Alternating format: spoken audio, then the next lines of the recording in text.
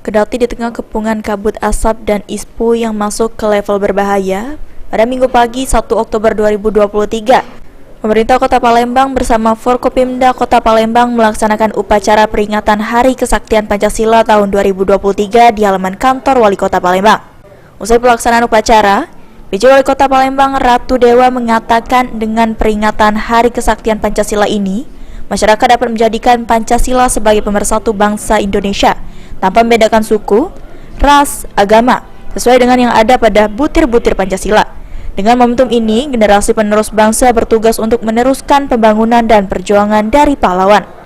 Ratu Dewa berharap agar generasi muda dapat menjadikan Pancasila sebagai kedaulatan dalam beretika, berperilaku, dan idealisme berbangsa.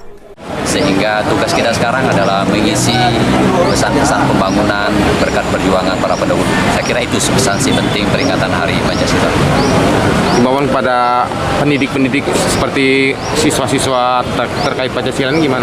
Ya, jangan lupa sejarah. Harapan kita, anak-anak kita,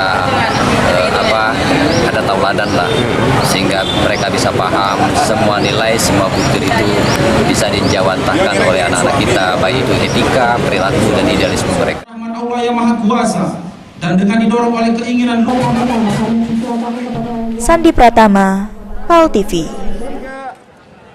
Salam komando, Pak. 1, 2, 3, 1, 2, 3.